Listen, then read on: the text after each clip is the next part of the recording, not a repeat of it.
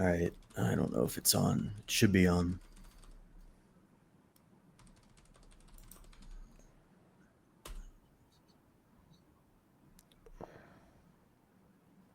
Wait. It should be on your.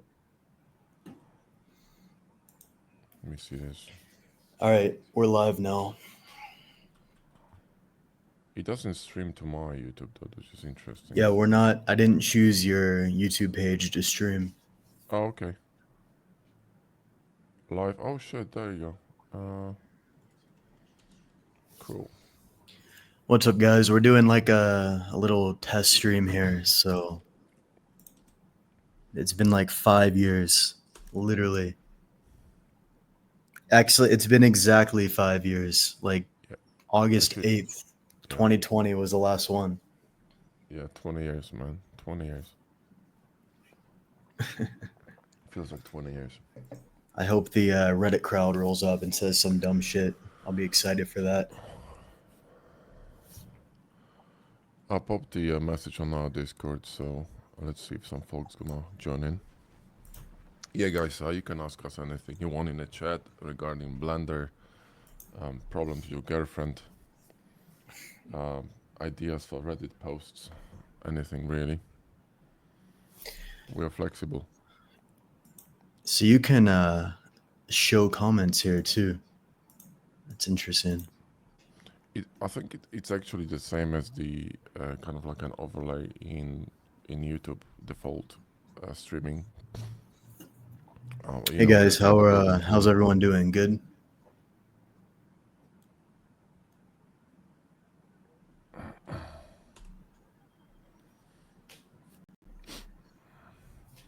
Hey folks, how's it going?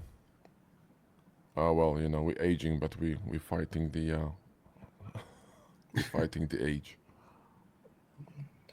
I don't know if I look too old or if you look too young because somebody asked if we're actually brothers. That's crazy. There you go. I need a beard. Do I play Oxygen Not No. Included? It's just we literally came up with the name in like 5 minutes and then said we're just gonna go with that.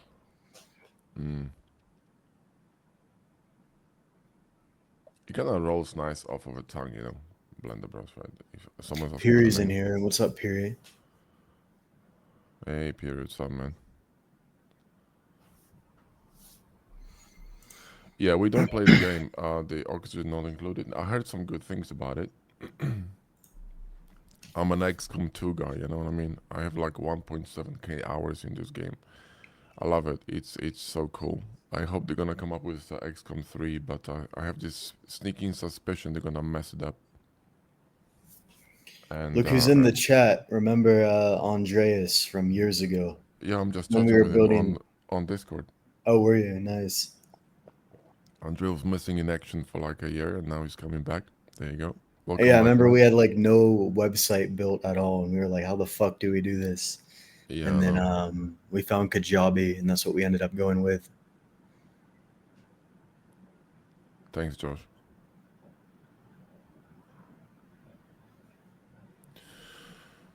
Yeah, the time is usually the problem, right? And it's kind of like juggling everything because I mean, everyone is busy, everyone has something, and especially when you're trying to build a business or get sort of like free yourself from the shackles of the 9 to 5, right? It's gonna be tough. You just have to have a strict schedule and stick to it and have a clear goal. You're gonna be okay. Goals are Yeah. everything.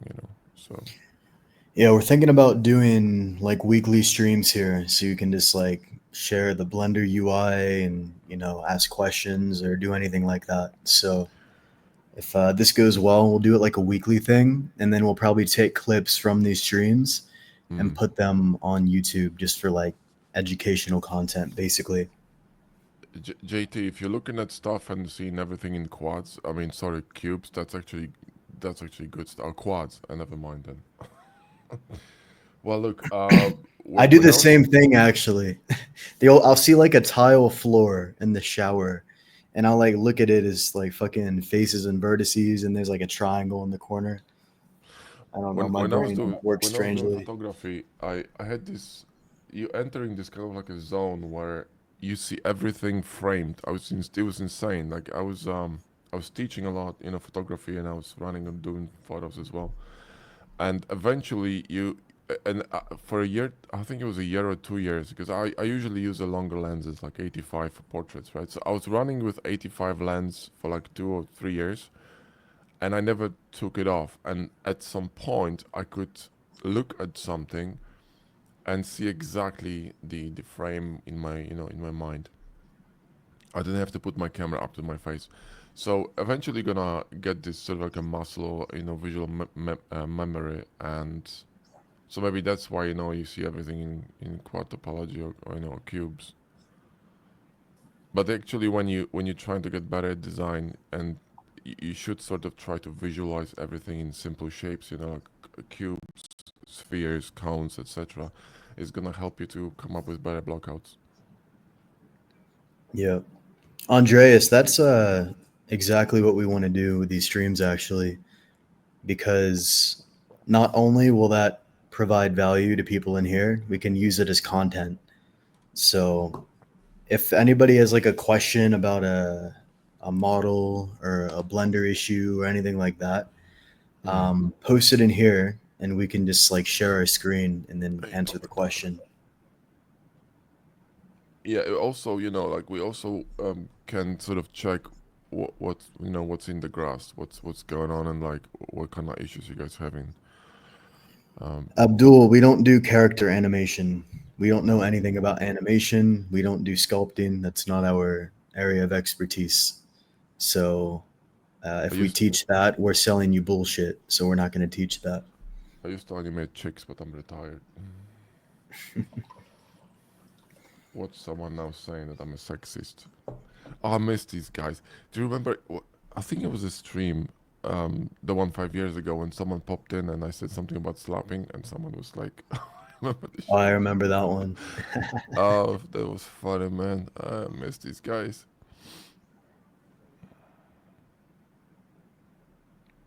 Can you look up FPG 21 mount? I modeled one, but it had awful topology. I mean, do you need, the question is, do you need good topology for it? What are you using it for?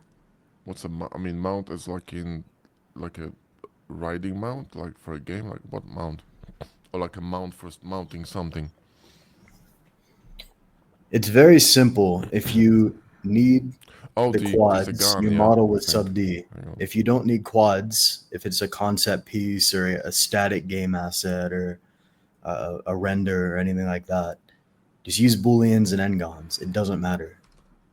Like this, give it a year or two, guys, when topology just no longer will matter with AI development. To What's me, going it's on? just like it's only a matter of time before it doesn't matter whatsoever. It's a mount for the night vision, yeah. That's a complex design. Holy cow! How do you clean that?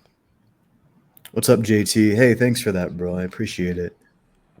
Where were you, out of curiosity, where were you wasting time? Was it just like different tutorials or tools, or what was the deal?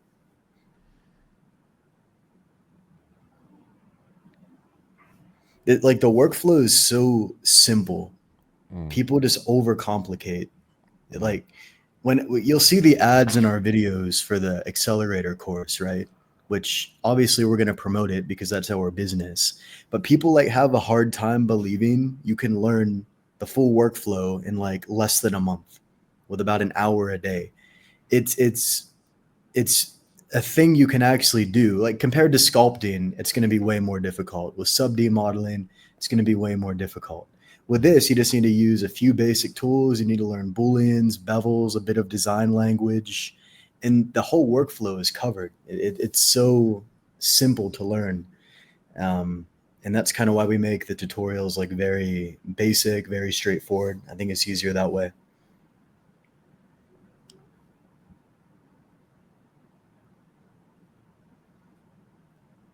Mostly wasting time trying to figure it out myself, worrying about ngons. Yeah, bro, that's where I started as well. Like I started Blender in ninth grade. That was high school, so about 12 years ago or something like that.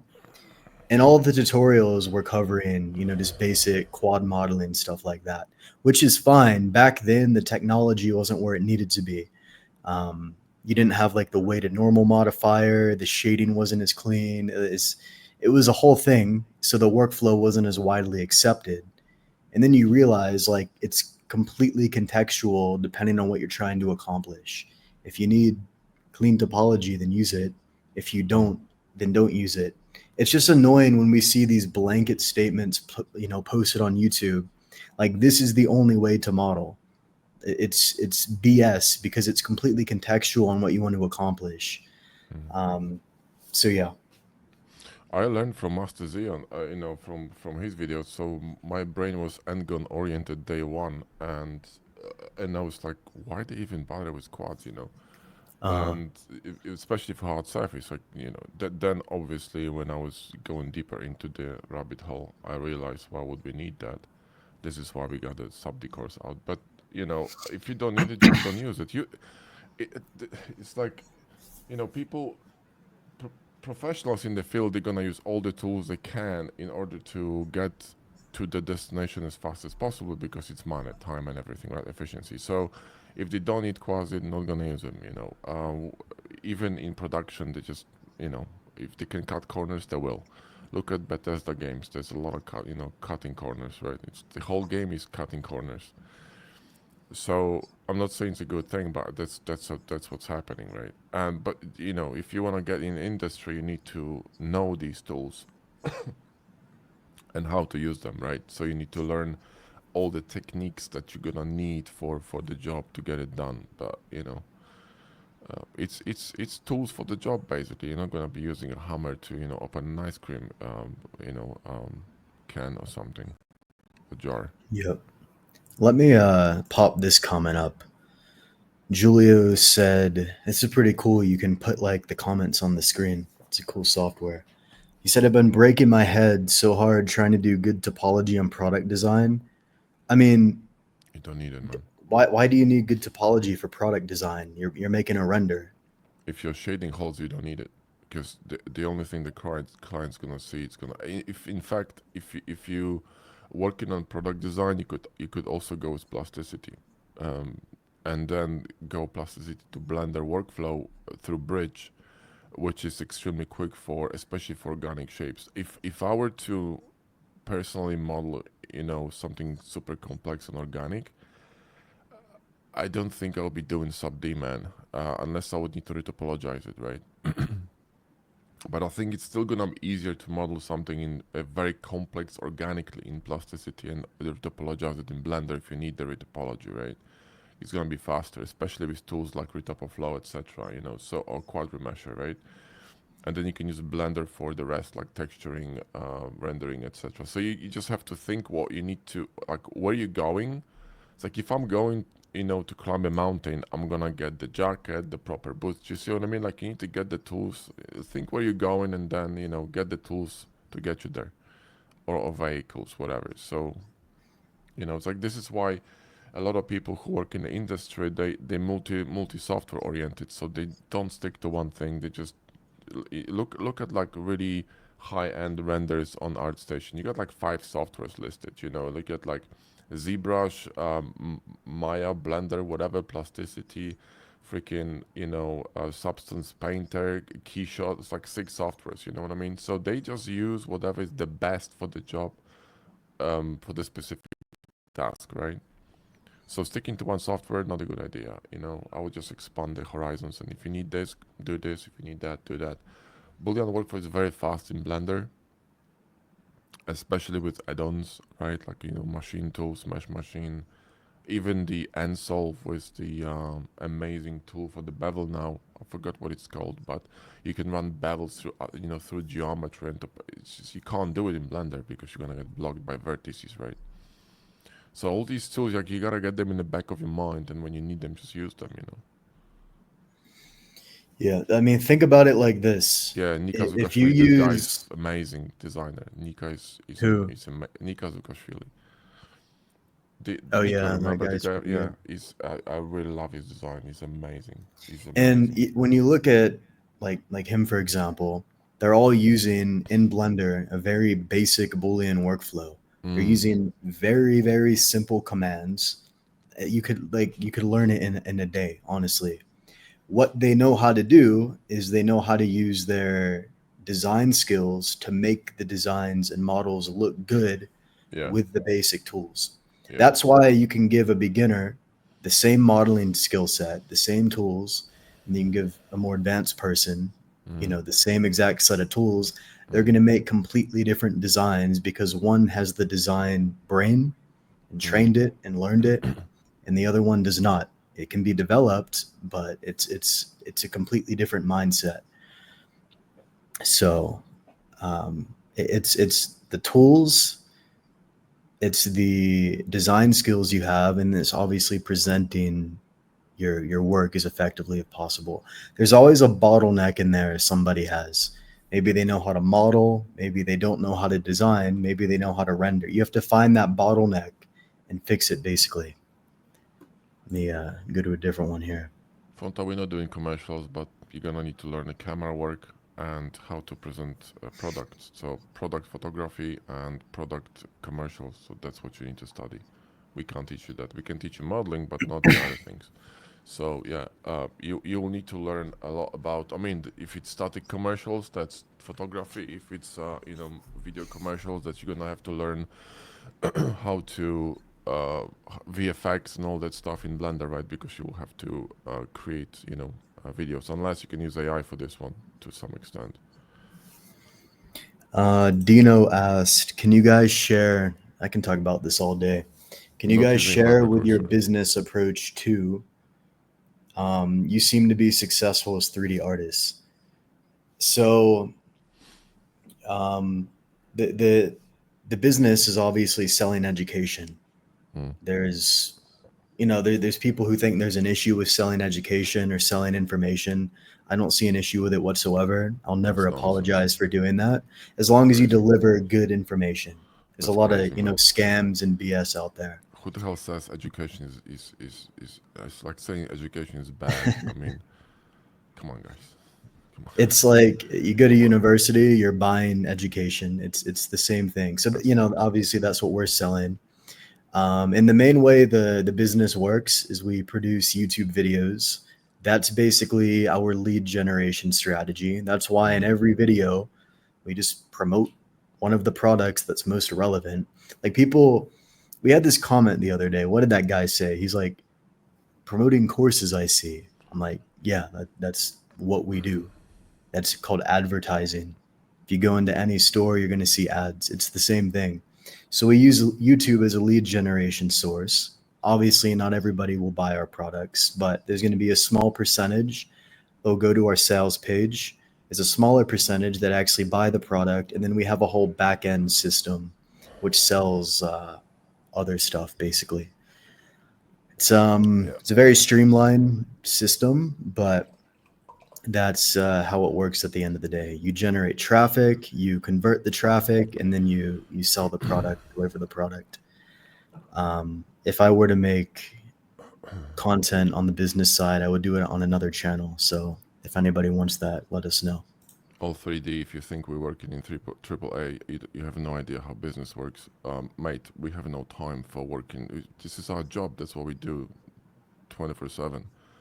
Blender Bros, that's it, day one. So um, this is, I had, there was a game I was working on, it's on Steam ages ago for fun, but we have no time for this nonsense. So we run business full time, and we live in decline clients. We have no time. So you guys need to understand that running a business like this, it requires a lot of work, and 10% of it is going to be modeling, and the rest of it is running a business, literally. So it's a completely different beast from being a freelancer, for example, right? Or someone who, for instance, creates a course, and let's say there's a lot of people who work for a company and they just drop a course. We didn't drop just a course; we dropped 40 of them. I mean, it takes time, right? So this is our full-time job. That's what we do. So no, We don't work for any other companies. Yeah, there was a point when we started this brand. We must have been working for like the first 2, 3 years, like legitimately with no exaggeration, like 16-hour days. It was wake up, Yeah. study, build, produce content, sleep, and repeat for 600, 700, 800 days straight with no vacations, nothing. It was not easy to do by any means. So there was literally no time, um, and I didn't want to work a job. I wanted to do this online. YouTube's fun. You need to also understand that majority of people who learn Blender don't do it to work for industry. They do it for fun. We ran a Yep. poll. We have over, our email list. If you go into a mass, everyone is going to be probably close to 140K people. We have 8,000 on Discord. Following is quite big, so we can easily ask and poll people for what's happening, and close to 50% of people is learning for fun. They just want to have fun. It's just artists who want to have fun. And then you got other people who transitioning from software and some people for 3D. It's about 10%, maybe 8% who actually It want to was work in about the ten industry. percent. So you guys have to So understand it's a very small niche. It's like someone who works in a VFX and pops on fucking Ngon, a modeling video and says, "Oh, this is how you do things." Well, in your niche, maybe, but it's your niche is not everything. So you have to open your horizons a bit and the blinkers, yeah, because majority of people don't. It's like driving cars. How many racing drivers do you have, and how many people just drive because they want to get to, from point A to point B? That's a vast majority, right? And our clients is vast majority, not someone who wants to work for Star Citizen. We can coach them that way. There's a lot of our students, ended up working in AA companies, but that's not our interest. I mean, what I mean is we don't want to do that personally, right? the issue with this niche specifically is you'll have a set of people who put a blanket statement on the workflow and they extrapolate it to every other workflow in Blender and they say this is the way things should be done when there's a million different contexts there. And it's completely false. It skews beginners. They get confused. They think they're doing something incorrectly and they have no context behind what people are saying. So Mm. somebody might make a tutorial and say, "Oh, don't use ngons here. Don't, do this or that." Maybe depends on what you're trying to accomplish. If you just want to make a really cool render for a client or something like that, it would be dumb to focus any amount of energy on clean topology. It's a complete waste of time. Cheers, Don. Much appreciated, mate. How did you even send money I in here? I haven't. thought I had that disabled. I have no idea. I thought we had it disabled, I but we don't really know. Well, appreciate it, we mate. appreciate it. Thank you. Phobos, yeah, listen, this is exactly, because what Phobos is saying that when you, the way you learn how to become really good, in terms of high-end modeling, I mean, like becoming a senior artist, let's say in a company, right? The only way to do this is to actually work for that company. You can get the basics, right? Which is what we teach. We teach basics and intermediate stuff, right? We don't teach the high-end stuff. That's what people don't understand. We don't do that. Simple as that. So if you want to get there, you need to get hired in that company, start as a junior, which is going to be difficult right now, or more difficult with the AI and stuff. But I still think that if someone has a skill, and right now the skill and understanding what is good art is going to be more important than actually knowing how to model. Because if you have this kind of like it's not a talent, it's a knowledge of what makes good art and what doesn't, because that's gonna help you to go towards the art director, a sort of a position, right? You need to know what the AI is telling you, whether it's good or not, because that's what the job's gonna be. You're gonna be like a director, telling AI agents what to do to a degree, obviously. But so you guys should study like properly. Like go to the basics, study art. That's what I would suggest. Like really study what is good art. This is gonna be essential because AI will not teach you this, and the only way to learn that is from others, books, schools, or senior artists. So what people do, the way they get better, is they get hired in a company with some basic set of skills that can be trained on. that the company actually needs, and they climb. And if they're gonna be good and they're gonna be working hard and learning, they're gonna get to a senior position and they're gonna keep climbing. That's how you become an art director. So you see, that's the progression. You can't learn it from a course. It's not gonna happen. It doesn't matter how many course. It's like learning business from a course. You can learn something about business, but you have to do it and get better by making mistakes in order to get, to run a successful business.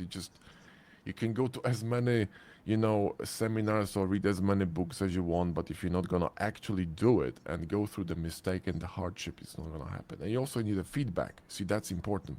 That's what you're gonna get in the community, which is why we have Discord, but also when you in professional environment. That's why, for example, Star Citizen, right? They wanna have everyone in UK. My friend is working for them. He's working on vehicles and on the ships, and he's Australian, and they literally asked him to come over to UK because they wanted to be in the studio, because that's the only way to work in a team, right? Because they work on these ships in teams. It's like 8 to 12 people working on one ship. You have designer and a modeler working at the same desk on one ship. So they kind of, like going back and forth, literally, physically, sitting near one another. And that's how you work, and that's how you get better, because you can understand, the workflow of other person, like the UI, or the detailing or the texturing. And if you understand what they need, you're gonna, improve in your skill set in terms of modeling, and that's the only way to go. You What can't else do learn we this shit from a miss? course. There's a ton of comments here. I think we passed by. Let me see. That's a good point.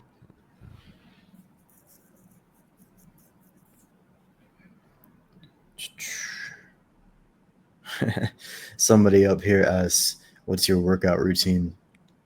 Ryu doesn't have one currently. Well, I just, I'm ancient, so I go for walks and do some push-ups and sit-ups and stuff. But Josh is going crazy in gym, as he should. We're in different age brackets. Ryu's just, Uh, maintaining his age. I'm yeah, I'm choosing coffins. Browsing the coffin, hope my wife doesn't hear that, because she does, she's gonna fucking slap me. Um, she hates when I talk like that. I'm just kidding, right?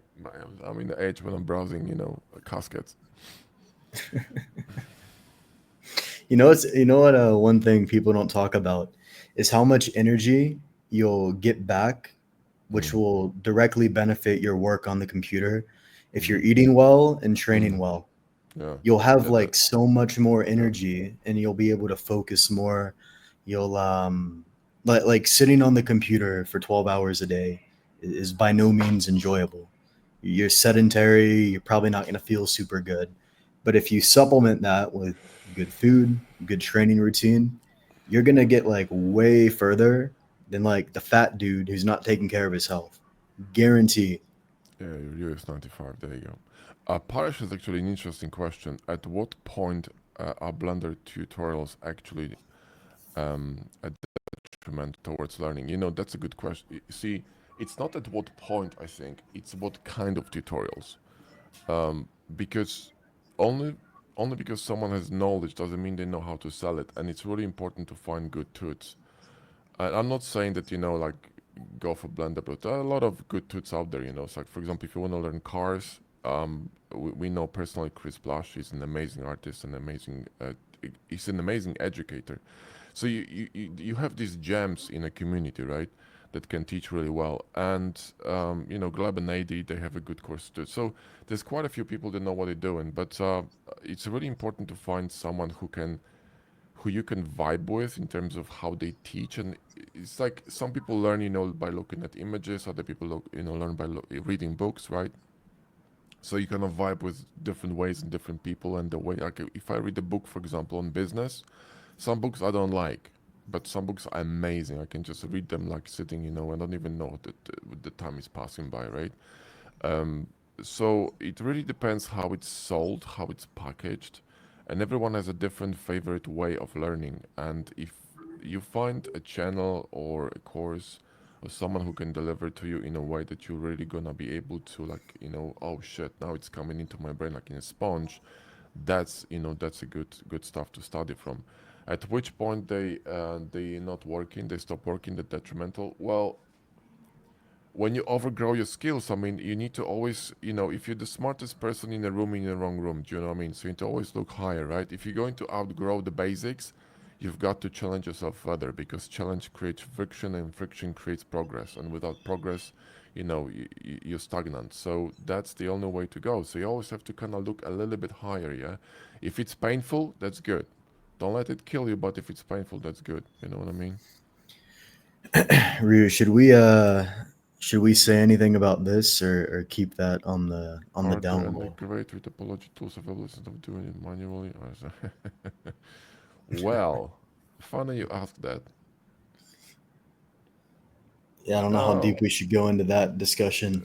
not too deep, but let me put it this way: that we are actually mid working on a tool that could solve that problem globally, and it's not going to be bound to It's a Blender. So standalone thing. we actually got pissed off with, dude, I can't do the topology. I prefer to do dishwashing, okay, than do the I hate retopology, and I even prefer doing I even prefer the UV unwrapping from retopology. I like cleaning topology, but I hate retopologizing. I really don't like doing it. So just like I don't like nodes, which is why Josh hates nodes too. So this is why we came up with Materialworks add-on, used mainly for us, we usually develop stuff that we would like to learn from or use. Like this is why I had this comment on YouTube recently saying, guy said like, oh, you always promote these or like talk about the same add-ons, because that's what I fucking use. I use Hardops, Box Cutter, Mesh Machine, Machine Tools, GitHubs, Materialworks, and other stuff like Kibler, and that's all I use because I don't need anything else, right? So what else am I? I'm not promoting shit I'm not using. I'm promoting stuff I actually believe in, stuff that I use every day. So yeah, that's the. It's So like a yeah, YouTube channel like mowing lawns and saying, "Bro, why are you promoting this lawnmower?" It's like because that's how I mow the I, grass. I know, right? It's like I know. what the fuck? I don't Crazy get people people, man. sometimes. Crazy people. But on the retopology note, hopefully by the end of the year, fingers crossed, we'll have something to show you guys on that. It'll Amazing. solve a shit ton of issues. That's I will say. There have been a lot of attempts at creating retopo tools. Quadrimesher probably is the best one for Blender at the moment, especially for organics, but it struggles heavily, even with face select for hard surface. There's stuff created by NVIDIA, which everyone shut on because it was terrible. So yeah, there've been a few attempts, but no one actually solved the issue. So let's see if we can actually solve the issue. Yeah, we'll see. What's the difference between auto and brush boolean? One of them applies the booleans automatically, and the other one doesn't. But if you're using hard ops, it's just going to be non-destructive by default unless you set it to destructive.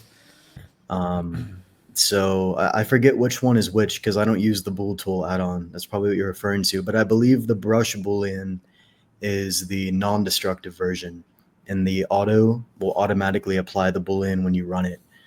In general, like we have plenty of tutorials on this, but in general, like you don't need to apply booleans unless you need to access the geometry. It's Mm. like a very, very general statement. There's so many nuances there, but usually I just keep them unapplied for The, versatility. the funny thing is that when you working with hard ops and box cutter, there is a tool called face extract, which allows you to extract and modify a face created by a boolean, live boolean that doesn't exist, which is incredible. You can't do it in vanilla Blender. So it allows you to select a face, like let's say you're booleaning a cube, right? And this tool allows you to select a face of that this boolean created, which is hasn't been applied yet. So that's the only way to work on geometry. That's actually a phantom geometry because it doesn't exist, right? Amazing tool. Hardops says, and these add-ons have like machine. People usually use like basic 2 or 3 tools, but these add-ons go really deep. Like some of these tools are incredibly useful, and if you actually create a workflow out of them, you can you can do some serious damage. This is why we just dropped a new Hardops course to 2.0 because there's so much shit to talk about and show, It's insane. I actually even had to look up some stuff because I forgot. And I'm using the damn thing for 6 years every day, you know, for hours. But sometimes you forget. Yeah. Abby, yeah, that's correct. You can. It's like if you apply one, you can't undo that unless you have a backup save.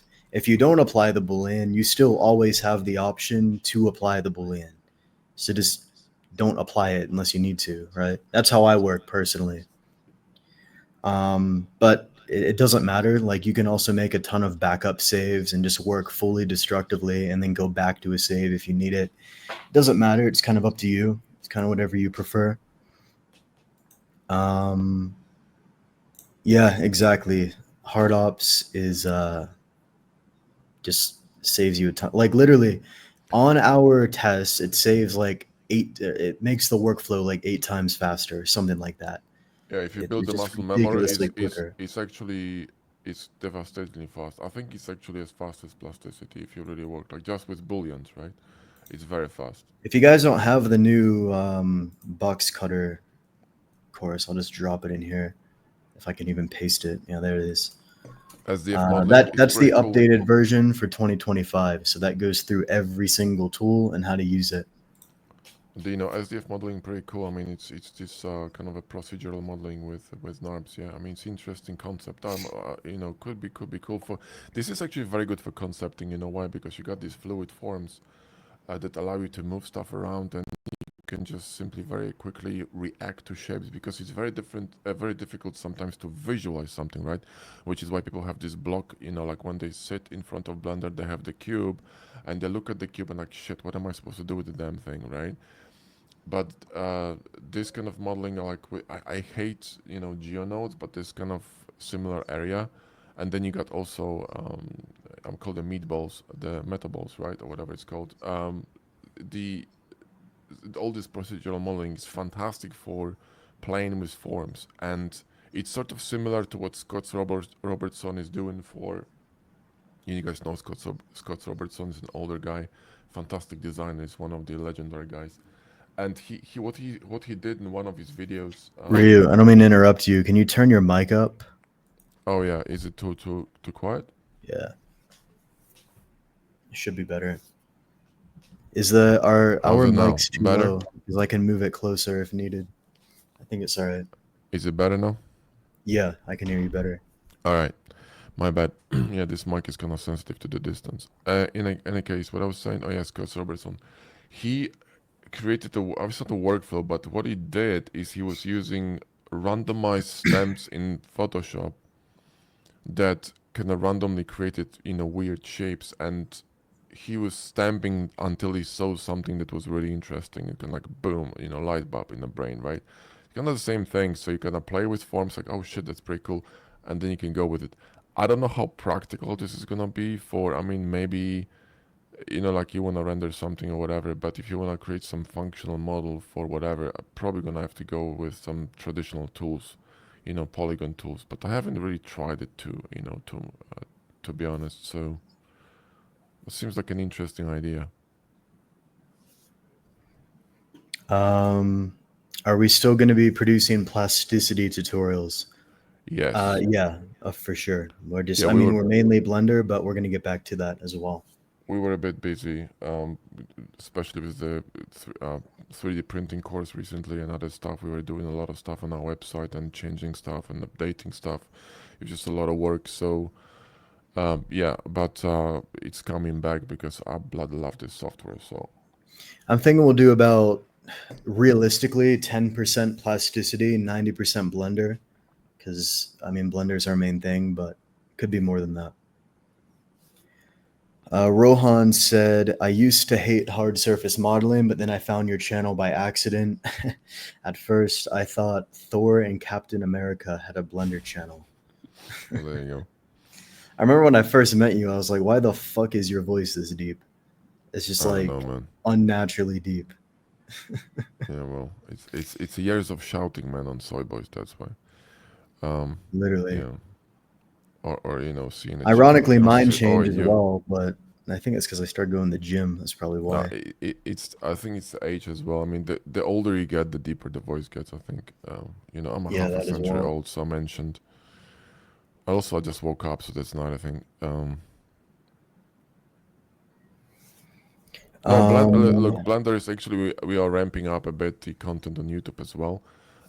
So probably you guys gonna see a bit more videos from us as well. But plasticity for sure, because I think it's a lot of fun. It's a software made for, in my opinion, for concept artists who just um for artists. It's like the reason why I hate Vanilla Blender. I genuinely hate working in Vanilla Blender. I'm allergic to it. Right? If my machine tools doesn't, this is why Accelerator course has machine tools in it, because I can't model without that thing. I just refuse to do. I mean, I can, but I refuse to do it. And I think you guys should too. So the point is that the add-on doesn't matter what add-ons you use, right? Um, the point is that we as an artist, we like to, when we have some idea and we want to create something, right? We can see some kind of a path to whatever we modeling. We don't want to be held by slow, sluggish tools and repetitive, mundane tasks. It's kind of like you're excited to go to a cinema and you have to stand in goddamn line. Do you know what I mean? Like, it's just annoying. So, or like go to a theme park, even better, and you have to line for the, queue for the ride, like Eric Cartman, who just got pissed and bought the whole park, for himself. There you go. So, plasticity kind of is the tools over there. The speed is kind of like Blender with add-ons. It allows you to work without being disrupted, and sort of like, it feels like someone holds you back, like grabs your shirt, says, listen, no, slow down. I don't want to slow down, I just want to flow. You can't flow because you have to add the bevel, add the 3 segments, change the miter to arc, add the fucking this, add that. It's so annoying, and you have to do it for every goddamn. I can't do it, man. It's just too irritating. I wanna go. I'm a go person. You know what I mean? So, yeah, this is why I don't. This is why, when I was recording the sub course. The sub course is packed with add-ons. All these courses I've seen online, and all the most of them are usually vanilla based sub modeling. This is insane. Like, this is actually insane. Like, it's terrible time waste, right? You can use all these add-ons for sub. You just have to know how to do it, because if you don't know the tools, you can't do it. But if you do know the tools and the possibilities, you can and you should, because it's all about time. It's all about time. You can't buy your time back. You got skinny because you was losing a lot of weight, dude. Like, I was doing sports since I was like 9. I went up and down. I was doing martial arts for like 8 or 9 years. Then I was actually the same weight as I'm right now, 95 kg. Then I went up, because when I went to gym, I went to 265 pounds, 125 kilo. I was a fucking monster. Then I went down again, and I'm old, I decided to, I'm older. I decided to drop my weight for health. So I probably lost some muscle as well, but I dropped like 25 kilo in a year. So I'm gonna stay skinny now. You can call me Skinny Rhea, I don't give a shit. I'm still dangerous and deadly for all the Reddit mobs when they Is when they it enter the radar. better? Is it better to model traditionally or use hard ops but have to retopo? Do you mean when you say traditionally? Do you mean sub D? I mean, bro, you can use hard ops and still do a sub D workflow. It's depends It what dep you're trying to create. Yeah, You it don't have to depends what's create going. things from like a plane from scratch. You can Yeah, run a boolean and then retopologize whatever area you need to, yeah, yeah. and you'll have no issue. There's no traditional modeling. It's just, are Th- you getting the job done as efficiently as possible? this is why the add-on N suite was created.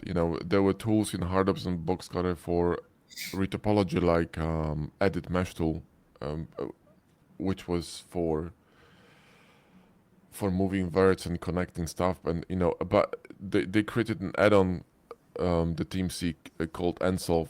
Some of the tools are kind of meh, but some of the tools are amazing. So if you're actually doing retopology, and they also, I think, have a flow, NFlow, which is kind of like Retopoflow, right? So you got all these tools for retopology. So yeah, it's built for converting an n-gon mesh to a sub-D mesh if you need it. I think it's faster to model using n-gons and converting to sub-D. The only problem is that some shapes are probably, if you're running some complex sub-D model, right, some shapes you may need to create, using just traditional plane pushing and vert pulling. You could also combine workflow. I have a video on YouTube which is called Going Hybrid. I posted like recently. It's like a medical device, right? What I've done is I modeled piece of it, one bit using sub-D, and I then connected it to the sides of the model and continue with n-gons. You can do this too, right? So it's like, it depends what you need. You need to kind of, juggle all these tools in your head and think, okay, if I need to create a low poly sub-D model, then probably you're gonna have to retopologize, whatever you do, right?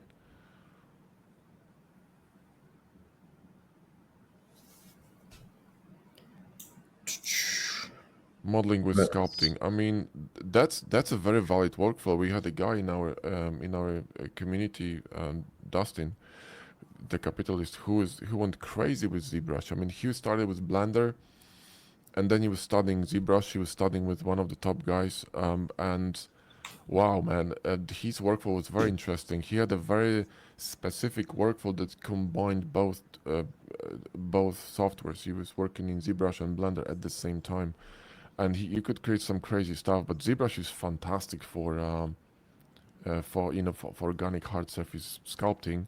It's amazing, man. The tools over there are just incredible. So yeah, if you are into like more or like helmets and armors, I would say go ZBrush.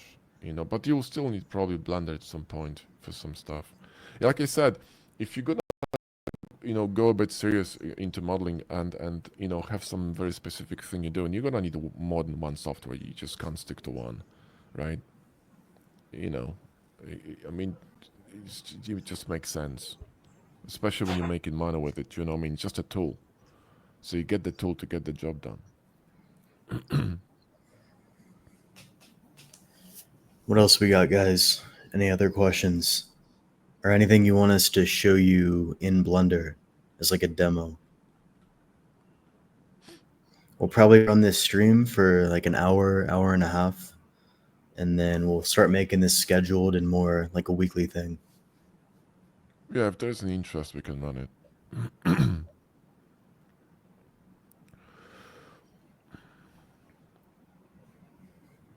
Plasticity courses. Well, yeah. Listen, I want to have fun with plasticity for sure. So something is coming, but I need that. I need a bulb. I need to think of something cool. Like I thought about the plane stuff, which was, I think, it was a lot of fun, man. But I need to kind of ponder. It's gonna come up. But the plasticity YouTube vids for sure are coming. And another course at some point for sure too, because it's a really cool software.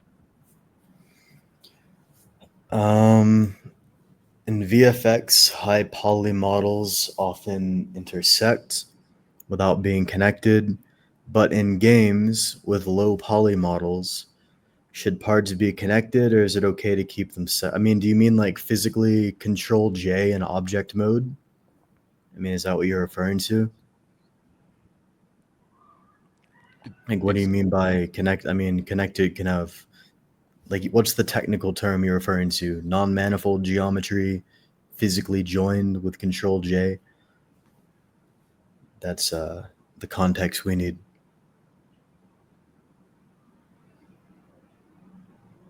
If you wanna check the plasticity exports technique, we have it in a course, but I'm pretty sure I have some video on my channel, so check it. I think I have a video good on one. Blender, a Blender bridge on YouTube. I'm pretty sure I have one, so check it out. I have a plasticity playlist, so you look into that. You guys, we have like 1,000 videos in total on YouTube, so we probably covered everything in terms of hard surface. So it's probably gonna take like 2 years to watch this shit, which is why we have courses. But because technically, if you wanted to, you could learn everything you want from YouTube. The only problem is it's gonna take you 3 years. So the question is, do you have the time, or can you afford to lose that much time? Because when I was learning Blender ages ago, right, and I started from videos from Jerry, Master Xeon. And if I had a course, like a really well-structured course, I would have done it in a way shorter time than this, right? Because I had to watch like 3-4 hours videos to get one idea, you know, how much time you're wasting, right? But when you go through a structured content, you know, you just get all the stuff that's really important if the course is good, right?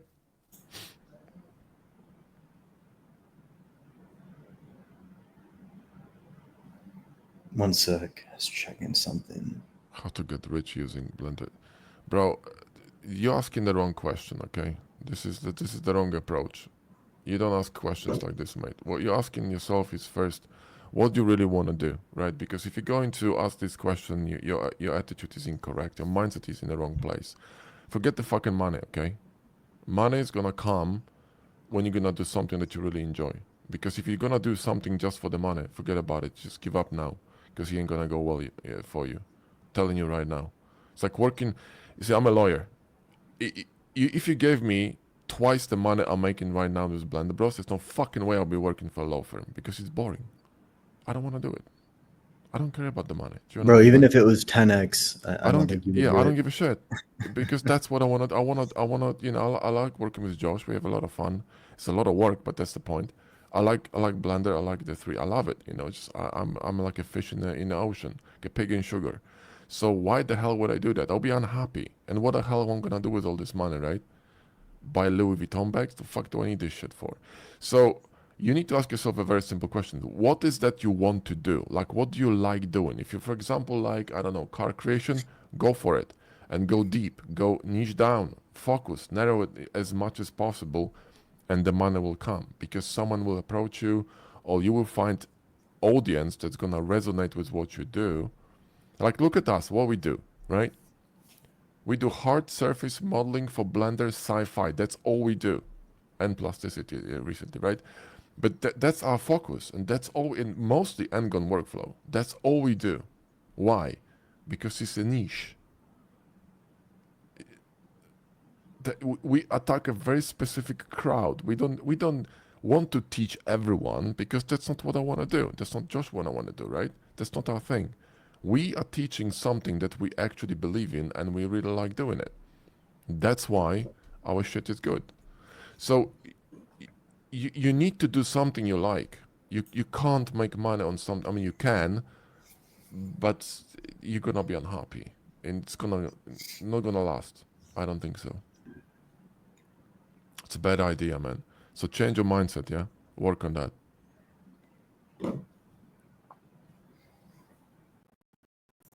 Yeah, there's like the only time that probably doesn't apply is if you're in like This is a good physical one. poverty, like you physically cannot pay for like essential shit. Man, I love this feature when you can highlight the comment. It's so cool. Yeah, it's nice. This one is a really cool one, you know. Look, Blender 2.79 was when I remember I was watching a video. I mean, I got Blender because I wanted to get into 3D. When I was doing photography, I was doing Photoshop manipulations, and I wanted to create my own elements for my photographs. That's how I started getting into 3D. And I remember watching Andrew video, Blender Guru, on some site. I didn't watch fucking Donut, fuck this shit. But I was watching his tutorial on a sci-fi corridor, and I really liked it. Andrew has some great stuff, and you know, but Donut wasn't my thing. You know, no, hell no. But yeah, so I was watching that, and I was working in Blender 2.79. It was absolutely disgusting. I was annoyed as hell. It's like, who the hell designed this shit? But then they dropped 2.8, and it was fantastic. Now, since they dropped 2.8 until now 4.5, there were not really many changes. Okay, they really negligible. You know, you can just ignore them. For a hard surface, they change what? Auto smooth, how it behaves, big deal.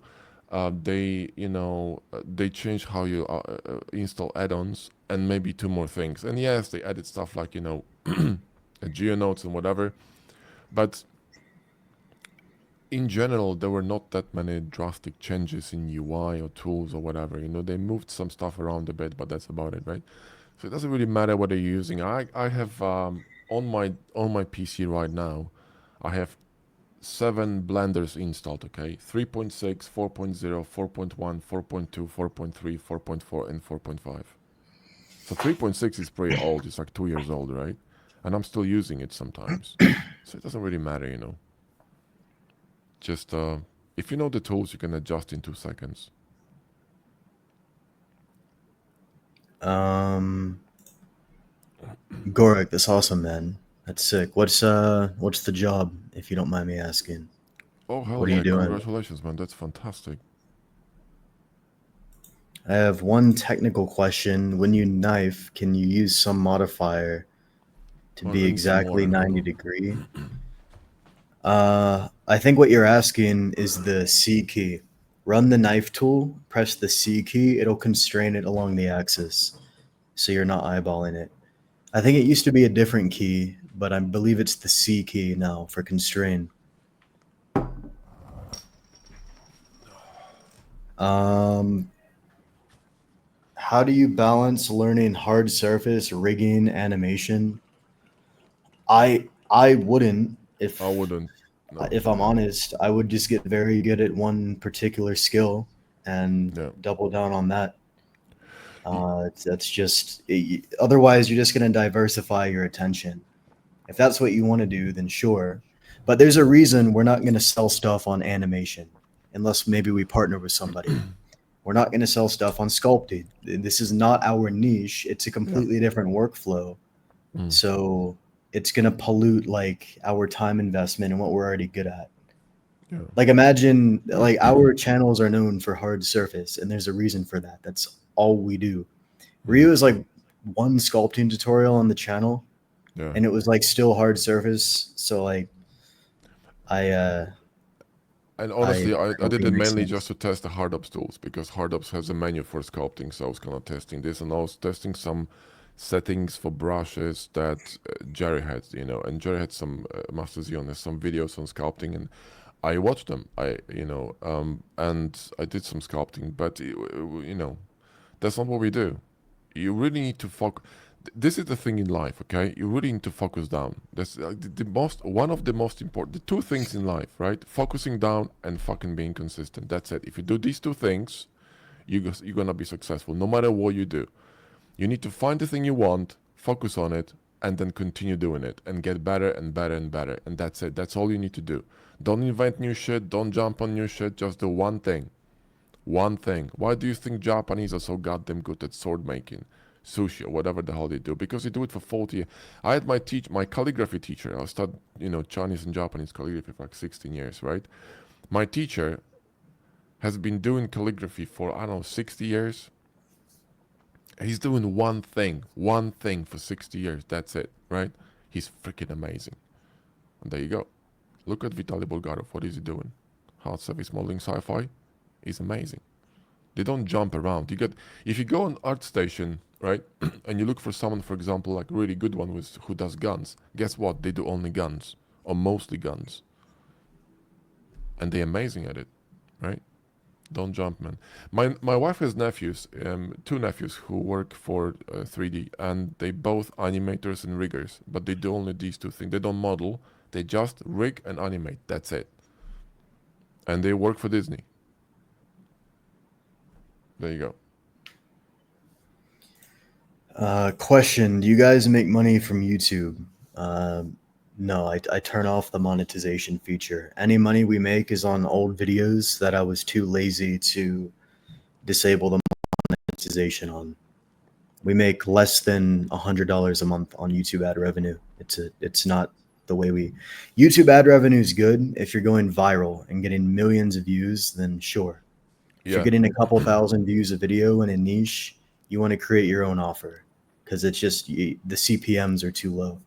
It's also depending on the niche you're in. Like, yeah, like education, I don't think so. If you're in a Mr. Beast area when you're doing, you know, or like Asmongold, you know, or this kind of entertainment, or like you need to be in a niche where people going to listen to you in the background, or go for a walk, or just have you like in a buzz in the background, or just, you know, sort of come back for, just like you watch playthrough, or like you watch series on Netflix, whatever, the same thing, right? entertainment. This is gonna be like a, you know, stuff that you're gonna be rewatching, or something funny, you know, some dumb stuff, you know, online. Then you're gonna be rewatching again and again, right? I found this guy, Irish guy. His name is Garon. I forgot his name, last name, Garon, right? He's hysterical. And I've watched his like short video like 7 or 8 times. It's so funny, I can't stop watching. It's just hysterical. He's just taking a piss out of American burgers, which are drowning in butter. But it's just hilarious. So if you want to go, you know, if you're learning something, you may watch it once or twice to come for specific tips, and you're gonna bugger off, right? Very different niche. So don't expect to make a lot of money from YouTube. Um, uh, you know, YouTube itself. You may make some money from maybe promoting some stuff. We have people approaching us with promotions all the time through emails, like literally weekly, daily. Like we get requests, promote this, promote that. Is it, you know, a VPN, you name it. We don't It's do like this. Why? it's always these promos coming. It like you're never gonna see a NordVPN No, sponsor on our channel. You're never ever. gonna see a Raid Shadow Legends promo on our channel, No. or a standing desk, or any of this BS. Because this is the issue. There's people in this niche, and no offense to them, genuinely, but that's their only source of making an income, is promoting. Like, I'm not even saying the products are bullshit. VPNs I use personally. Yeah. It's just that I'd rather promote something that I personally believe in and use. That's a much better strategy, because then you're slaving for the algorithm. You're trying to attract all these dopamine junkies who don't want to get anything done. You're slaving for the algorithm. You're getting the wrong types of people who just want free dopamine, and you end up not really helping anybody. So you have to rely on, you know, bullshit brand sponsors. I have no interest in that. You also work for someone else because you create. Think about it. Think about it, for guys, for a second. You create content on your YouTube channel that provides. Let's say you like. Look at us, right? What we do. We provide value through teaching how to use Blender and techniques and all that, right? That's what we do. Okay. So why would I promote someone else stuff on my YouTube videos when I can promote my own? See what I mean? So why would I, you know, why would I do that? I mean, yes, you may make a little bit of money from it, but honestly, in the long term, I don't think it's a good idea. You really want to focus.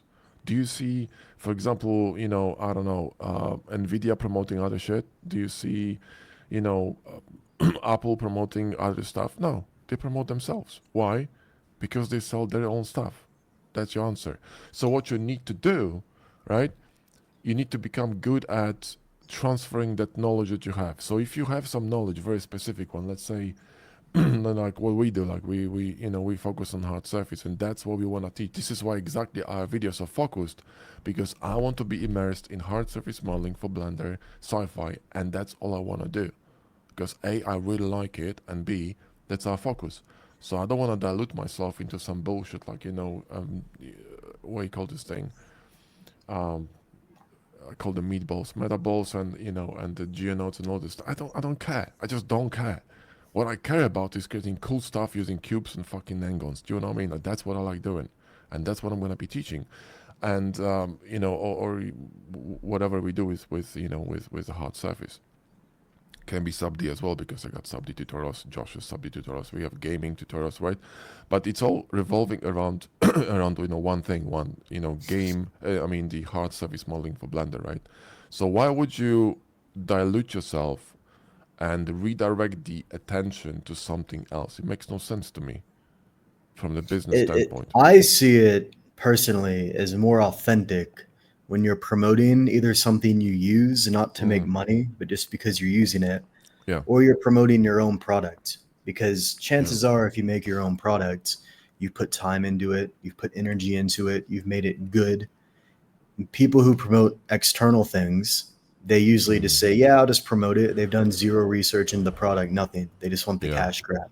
yeah. Not that there's anything wrong with making money, but it's more inauthentic. So that's yeah, we're only going to promote our own stuff that we actually use and enjoy, and that's really it. I think the only exception, if somebody came with like $10 million for some like promotion, then probably could do more good with the money than the bad from promoting a shitty product. Kind of depends on the situation there. Anyways, enough on that topic. Let's move on. How do I get better? Oh, this is a good one. How do I get better at car modeling? You should go and grab Chris Plush's car course.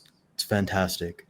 I watched all his courses, like 3 of them. One of They're the best amazing. car courses on the market. He's a great teacher too. He's really good. Like I really like the way he's just so logical when he explains his stuff. And the funny thing is, we've talked with Chris many times, and what surprised me is he actually what do you call this thing? Scripts his videos, which is why they're incredibly organized, like just to a point of insanity. And but these are the best, in my opinion, card tuts for Blender. Period. That's it. Especially the last one. The one that I think your friend Josh's friend created the concept for this card from Orlando. Yeah, you know the guy. Yeah, that was funny. I was in a coffee shop back when I lived in Florida working, and this guy was just doing like a sketch, and I was talking to him about it. He's like, "Oh yeah, I made the design for Chris Plush's car course." Like he made the whole sketch for it. I was like, "What are the fucking odds of that?" It's pretty funny. This is a good one. First of all, I think it was Jensen from NVIDIA who said that, the CEO, who said that you will not be replaced by AI, but someone who actually uses AI. And this is true. Think about it. If you put a prompt in AI and you're gonna get a result, right? Just like I got recently, the result for the sci-fi turret. Went out, took a picture of some nonsense outside, put it in AI, got some ideas, right? And the problem is that if you do not know, again, what is a good art, right? Whether it's good or bad, then you have no idea what you're doing with AI. None. It's actually gonna do more harm than good, because it's going to see, like, this is the thing. People go on ArtStation, like look at some stuff on internet. They look at art and they think the art is good, which it isn't. 99% of art on internet is shit. And I repeat that, 99% of images on, you see, it's garbage. It's actually dangerous to look at them, because it's going to, just like, look what happened to social media. There was so much images and pictures and nonsense being posted. Your brain is starting to kind of imprint all the data and starts sort of treating it as a norm, as a something that's actually good or normal, or something that should be followed, which it isn't, because you're simply learning from what you're seeing, not from what you should be learning, right? So this is the same with AI. If you're gonna be using AI in a way that you can't judge what you're getting, you're gonna get fucked. So this is why art director's job is gonna be safe. The junior positions might be in danger, because juniors, unless they're talented, they have no clue what the hell they're doing, right? So this is, again, guys, this is really why you should be studying the basics, the art. Like, you should learn what is good art, what consists good art, what creates good art. The negative space, the visual anchors, the composition, the detailing, all the stuff, right? It's so important. It's crazy, and it's gonna be even more important going forward, because you're gonna have all these tools. They're gonna be doing a lot of stuff for you, but if you cannot judge whether this is good or not, whatever they spot at you, right, you're gonna get fucked, right? So it will replace? No. It will not replace artists, because we're simply gonna be, learn how to use it, right? We're gonna be using it as tools. But you really need to know what you're doing. Now, certain positions gonna get nuked, 100%. I mean, the junior positions and stuff that it's gonna, like, this is why retopology. The moment the retopology is figured out, good luck doing retopology manually, because no one's gonna pay you for this, right? Because they will just get a machine to do it for them. All these kind of, like, for example, I'm seeing background clutter models in games that are very repetitive. Like, when you play a game and you see one model multiple times.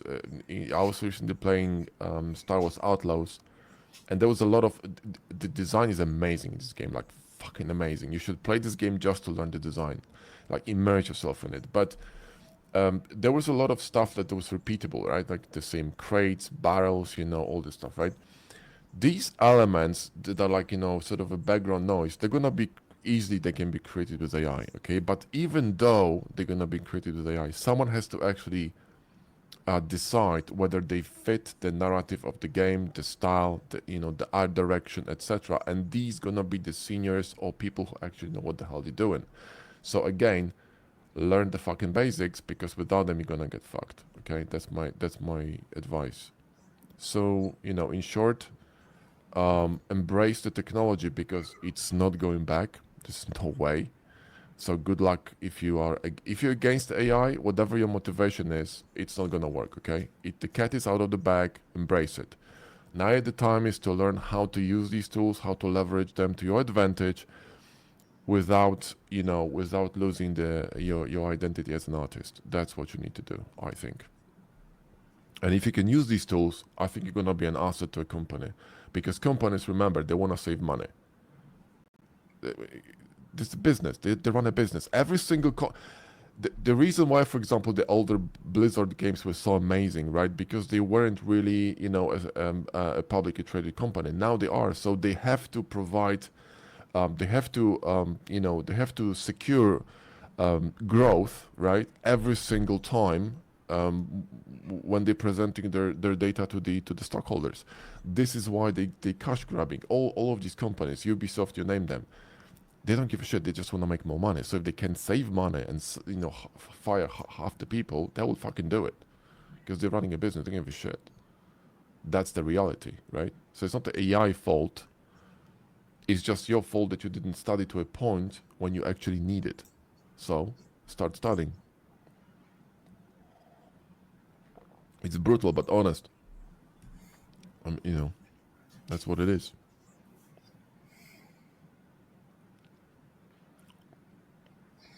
What else we got, guys? We've already been on here an hour and 12 minutes. Damn. Yeah, we're gonna wrap it up soon. Any more questions? Did we miss something interesting? I don't know. When there's offer for Material Works, you mean it's crashing? It shouldn't be crashing. If you update it to the latest version, it's not crashing. It could be crashing sometimes when you're using it with decal machine. So when you change mats on decals, that's a bit fiddly, because again, it goes through Blender, Material Works, and decal machine at the same time. So this could be tricky, especially when decal machine was updated recently. So yeah, we might kind of find a solution for this soon, but this could be a problem. But other than this, no, it shouldn't crash, mate. Just make sure you got the most recent version, and you're gonna be fine. And also, by the way, you should guys stay away from Blender 4.5. Use Blender 4.4. 4.5 is very buggy. There's a lot of issues, whether you're using Vulkan or not. Vulkan is fucking awful. I mean, it's a good idea going forward, but in 4.5 is terrible. That's what I mean. It's poorly implemented. I think they even said themselves it's experimental. It's dog shit. I turned it off, and even if I turn it off, I'm still getting errors and crashes. So I stopped using 4.5. I'm using 4.4 till I'm gonna fix this bullshit. But yeah, be careful. 4.5 is very unstable. It's like Windows Vista at the moment. Do you know what I mean? So yeah, I'm using 4.4 for work. 4.0 was amazing. The only problem is if you're using 4.0, you would need to find add-ons that fit it, because if you use an older version of Blender and new add-ons, you're gonna get have a bad day, because there's gonna be a coding conflict, right? So don't do that. If you're using an older Blender version and the add-on tells you to update, don't. If it's working, I keep folders for specific Blender versions with add-ons that work with them, right? So I can reinstall my Blender in the future, because you can't get For example, older version of Hardops from Blender Market or whatever Hive they call it now. The Super Hive, that's the one. But you need to store it yourself. So what I do is I have folders and I store add-ons in these folders for each of the Blender version I know that's stable. That's what you should be doing. That includes decal packs, mods, everything you're using, you know, all the assets you're using with that Blender version, and then you're gonna be okay. The new update for Materialworks, it's actually being worked on right now. We're adding a feature to it that hopefully is gonna be working fine. That's gonna allow you to actually add decals to the mesh and hopefully trim sheets without the need for decal machines. So because of we were just, you know, too much crushing, so we decided to come up with our own tools for this. So you will not need to, and you can actually pull the library directly from decal machines. You can use both if you want to, because this update will not be based on the blend files, which is what decal machine is using. Decal machine is using blend files to run decals, and our update is just using the imagery, so it's different. There are gonna be drawbacks to it because you can't use parallax at the moment, but you know, it's just a first. It's just gonna be the first, you know, first sort of version of this new update. But yeah, hopefully soon. Hopefully soon. All right, you want to wrap it up here? It's probably a Yeah, good time. I think we're gonna wrap it up. Thanks for showing up, guys. And Yeah, this is let our us. first stream in 5 years. Been a while. Yeah, we're older and wiser, or not. I don't know. I was hoping the Reddit mob would show up so we could use them for content, but I Oh, guess that's not. actually a cool one. Hang on. So this is really awesome, and I can tell you that it's actually not that difficult, but it's a bit time consuming. I created an add-on for our recent course, the 3D printing course. It's called Slice Mod, and it's allowing you to add a mod that imitates FDM printer speeds. So you can, instead of printing it, you can actually kind of emulate the printing look inside of Blender, so you can render it and, you know, I don't know, use it as a picture on, let's say, like a STL selling site, whatever, right? It's gonna look really cool, way better than taking a picture in you know, in real life. So anyway, I used ChatGPT exclusively to create the add-on, and it took me about 1.5 days. Okay, because I mean, not maybe like, I don't know, no, 7 hours. There's a lot of back and forth. Okay, I would say ChatGPT, and it was ChatGPT 4.5 and 4, created maybe easily 50, 80 iterations of this add-on. There was a lot of, you know, bugs and errors and stuff that we need to go around. But you can, yeah, you can design some really simple add-ons for yourself if you want to. So do it. You know, like there's something that annoys you. Like for example, you need to add scale every time you know, your model, because if you don't, you're gonna have a problem. Now, Hardops and Boxcar are gonna do it for you automatically when you run booleans or bevels, but sometimes, you know, it still could cause issues, right? So you know, an add-on that automatically applies scale would be a good idea, right? I think someone even made one. But stuff like this, you know, you could start with simple shit and solve your own problems to make your life easier. You know what I mean? And just go deeper into it. So you don't need any coding knowledge. I have none. I hate coding. And ChatGPT was even telling me what he fixed. I don't give a shit. Just give me the fucking solution. And you can also reverse engineer it. So when he gives you something and it causes you errors, in fact, Razor from our community gave me a brilliant idea, because he actually helped me fix one issue at the end. He actually put the whole Python, the .py file into ChatGPT and asked it to analyze this document. So instead of telling him to fix the problem, drop the problem and ask him to analyze it, and it actually fixed it. It was genius. I haven't thought about that. So yeah, you know, you're gonna find some really interesting ideas of working with ChatGPT for this, and you can create yourself some tools that are gonna save you a lot of time. I would say it's a very good idea. Anyway, I need to eat. Yeah, I'm gonna dash here. My energy drink wore off, so I'm tired now. All right. I think we're gonna end it here, guys. Good stream. Thanks for popping in. We're gonna probably start doing these weekly. So if you have any questions, pop in with the questions. We can share our Blender UI and Thanks do for that. stuff like that. So we'll probably do this again later next week. Take care, guys, and All right. have fun modeling. Leave us comments under the video and let us know, like, if you have any questions and all that. We can actually touch up on it next time. Cool. All right. We're gonna end it here, guys. See you later. Peace. Take it easy, guys.